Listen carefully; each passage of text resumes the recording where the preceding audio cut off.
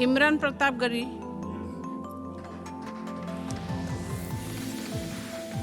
Ma'am, मैं प्रधानमंत्री जी की। Imran ji, you have 5 minutes. Ma'am 10 minute. You have 5 minutes. We requested chairman साहब, Okay. he allowed 10 minutes. Ma'am, प्रधानमंत्री जी की सैकड़ों Okay. बार थपथपाई गई मेज के बीच अंतरिम बजट पेश किया गया और बड़े बड़े दावे किए गए।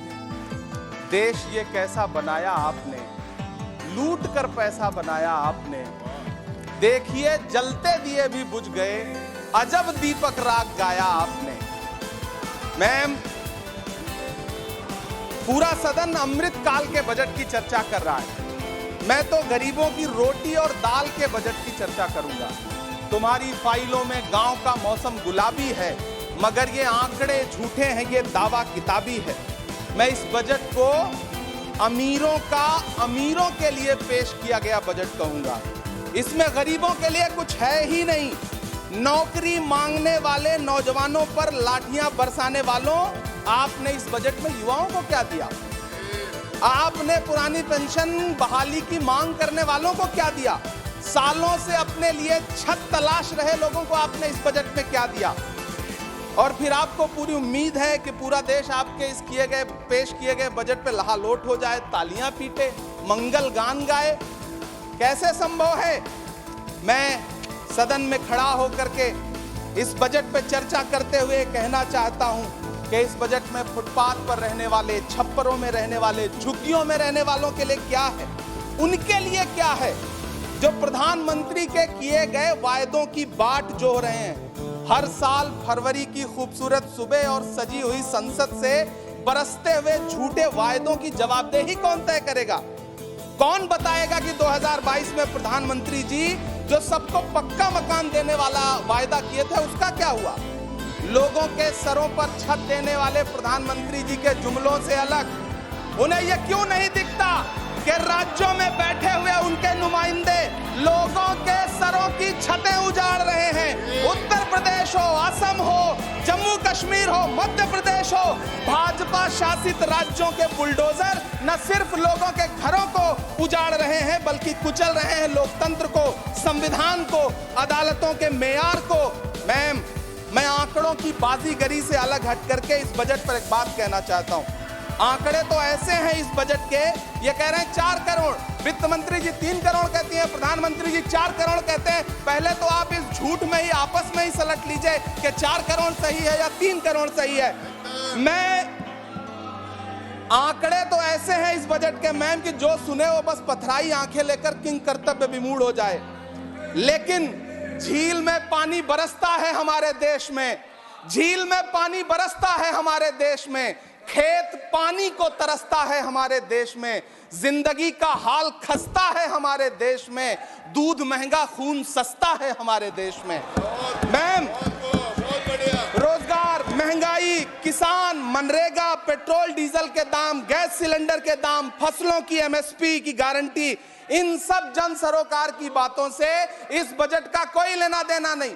हमारे ट्रेजरी बेंच के साथी हंगामा कर रहे हैं। मैं तो कहना चाहता हूं मैम, वो एक बार इनके एक नेता एक गांव में गए और उन्होंने गांव में कहा कि गांव वालों आओ, मैं तुम्हारी समस्याएं समाप्त करना चाहता हूं। गांव वाले इकट्ठा हो गए। नेताजी ने गांव वालों से कहा बताओ तुम्हारी 2 समस्याएं बताओ, मैं दोनों समस्याओं का यहीं पे समाधान करूंगा। तो गांव वालों ने कहा साहब हमारी पहली समस्या है कि हमारे यहाँ कोई हॉस्पिटल नहीं है। तो नेताजी ने मोबाइल निकाला, कहीं फोन मिलाया और मिला के फोन पे पता नहीं क्या कुछ कहा कि यहाँ गांव में हॉस्पिटल नहीं है, हॉस्पिटल तुरंत, यहाँ हॉस्पिटल चाहिए। गांव वाले खुश हो गए कि 1 मिनट में यहाँ हॉस्पिटल आ रहा है। अगली समस्या के बारे में उन्होंने, नेताजी ने गांव वालों से कहा कि मैंने आपकी पहली समस्या समाप्त कर दी, दूसरी समस्या बताओ। तो गांव वालों ने कहा साहब इस गांव में कोई भी मोबाइल का नेटवर्क ही नहीं है। ये है इनके काम करने का तरीका, ये है झूठ बोलने का तरीका। इन्होंने वायदे किए बड़े बड़े, जो 10 साल के इनके वायदे हैं मैं उनके बारे में बात करूंगा। वायदों से ज्यादा इनके नारों पे बात करूंगा। पहला नारा था बहुत हुई महंगाई की मार, अब की बार मोदी सरकार। आइए इस नारे की समीक्षा करते हैं। पेट्रोल, डीजल, गैस, ये तो बड़ी बड़ी बातें हैं। आटा, चावल, दूध, दही, पनीर, छाछ, सब चीज पे जीएसटी। अरे ये फिल्में टैक्स फ्री करने वाले लोग कफन तक पर जीएसटी लगा रहे हैं और ये गरीबों की बात करते हैं। मैम ये सरकार झूठ की सरकार है। ये सरकार के जितने दावे हैं सब खोखले हैं। आज प्रधानमंत्री जी कह रहे थे सबका साथ सबका विकास। ये कैसा सबका साथ सबका विकास है कि मौलाना आजाद नेशनल फेलोशिप आपने बंद कर दी, आपने माइनॉरिटी डिपार्टमेंट का बजट घटा दिया। आप कह रहे हैं सबका साथ सबका विकास। आप बात करते हैं बेटी बचाओ बेटी पढ़ाओ। हमारी आंखें हाथरस से लेकर कठुआ से लेकर के और देश की जंतर मंतर की सड़क वो देख रहे हैं जब हमारी ओलंपिक पदक लाने वाली बेटियों को प्रधानमंत्री की चौखट पे अपना मेडल रख देना पड़ रहा है। इससे शर्मनाक क्या हो सकता है। मैम कृषि विकास दर जो 2014 में 4.6% थी, इस वर्ष गिरकर 1.8 कैसे हो गई? क्यों हर दिन 31 किसान आत्महत्या करने को मजबूर हैं? ये सरकार उन पर क्यों बात नहीं करती? कीमत तो बहुत बढ़ गई शहरों में धान की, लेकिन विदा ना हो सकी बेटी किसान की। मौका मिला तो लोगों ने कुर्सी के वास्ते तस्वीर ही बिगाड़ दी हिंदुस्तान की और आज बड़ी बड़ी बातें कर रहे हैं। मैं यहां पर आपसे खड़ा होकर के मैं अंत में इतना कहना चाह रहा हूं कि वित्त मंत्री जी ने बजट में ट्रेनों के डिब्बे को वंदे भारत कोच में बदलने का एक प्रस्ताव रखा अपने भाषण में। ठीक है, ये सुनने में कानों को बहुत अच्छा लगता है, लेकिन मैम ये सरकार ट्रेनों की सुरक्षा के बुनियादी मुद्दों पर एक शब्द नहीं बोलना चाहती। बालासोर हादसे में घायल हुए लोगों की चिता की राख अभी तक ठंडी नहीं हुई है। वंदे भारत के वीडियो पोस्ट करने वाली ये सरकार कभी भारत की जनरल डिब्बों की, रेलवे के स्लीपर क्लास डिब्बों की वीडियो अगर पोस्ट करे ट्विटर पे तब समझ में आए। बिहार से, इलाहाबाद से, लखनऊ से दिल्ली आने वाली, मुंबई जाने वाली ट्रेनें देख लीजिए, उनकी हालत देख लीजिए, तो आपको लगेगा कि ये वही ट्रेनें हैं।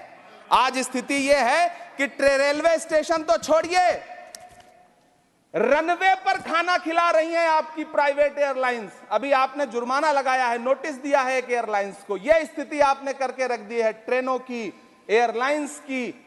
ऐसे में मैम कागजों पर तो आप कितना भी वंदे भारत और बुलेट ट्रेन सर पर दौड़ा लीजिए, लेकिन असल में भारत की ट्रेनों की डिब्बों की सवारियों की हालत देखने लायक है। अगर सरकार खुली आंखों से उसे देखना चाहे तो देखे और उनकी स्थिति सुधारे।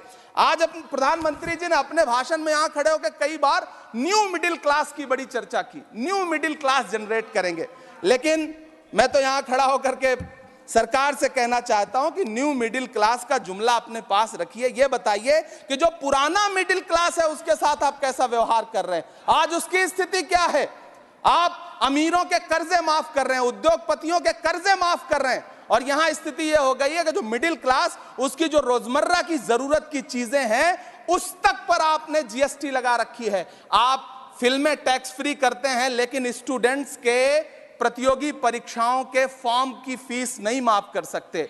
आपको बाकी जगहों पर टैक्स लेना है, हर जगह टैक्स लेना है। मिडिल क्लास से आपका कोई रिश्ता नहीं। मिडिल क्लास तो आपसे कह रहा है कि मोहब्बत भाईचारे के दीवाने दिन ही लौटा दो, वो सस्ती दाल सब्जी के सुहाने दिन ही लौटा दो। ये अच्छे दिन तो अंबानी अडानी को मुबारक हो, हमें ऐसा करो साहब पुराने दिन ही लौटा दो। वो पुराने दिन जो बहुत अच्छे थे, वो पुराने दिन जहां लोग एक दूसरे से मिलजुल करके रहते थे।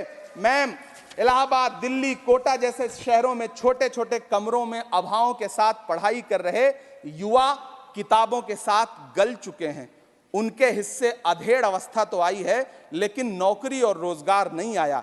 हर साल 2 करोड़ नौकरियां देने का दावा करने वाली ये सरकार 10 साल में युवाओं को नौकरियां नहीं दे पा रही है। 20 करोड़ नौकरियों का बोझ है इस सरकार के कंधे पर, और 2024 में देश देखेगा कि उन्हीं 20 करोड़ नौकरियों के बोझ तले दबकर बैठ जाएगी ये सरकार। ये देश देखेगा, क्योंकि जिस ओर जवानी चलती है उस ओर जमाना चलता है। देश का युवा नाराज है, देश का युवा गुस्से में है। ऐसे में उसकी पीड़ा को इस बजट में कहीं भी आवाज देने की कोशिश नहीं की गई। मैं आपके बीच खड़ा हूं, मैं तो वित्त मंत्री जी का भाषण सुन रहा था। यह कहा जा रहा था ये अमृत काल का बजट है, ये अमृत काल का बजट है। ये कौन सा बजट है ये बाद में तय होगा, लेकिन मैं इतना जानता हूं कि ये इस सरकार का अंतिम बजट है, आखिरी बजट है। Please conclude इसके your बाद न्याय का बजट पेश होगा, जिसकी इमरान चर्चा जी, राहुल गांधी जी अपना- पूरे देश में कर रहे हैं। न्याय का वाणी बजट, को विराम 5 दीजिए। न्याय, महिलाओं Your के time लिए, is over. युवाओं के लिए, सामाजिक न्याय की बात जिसकी चर्चा पूरे देश में Your time जाकर is के राहुल over. गांधी जी कर रहे हैं, वो न्याय का बजट पेश होगा अगली बार। ये इस सरकार का अंतिम बजट है, अंतिम बजट है। अमृतकाल में गरीबों की रोटी और दाल के लिए इस बजट में Thank कोई you. प्राविधान नहीं आपका है, time- कोई आपका चर्चा time नहीं खत्म हो गया है। है। बहुत बहुत धन्यवाद। Thank you.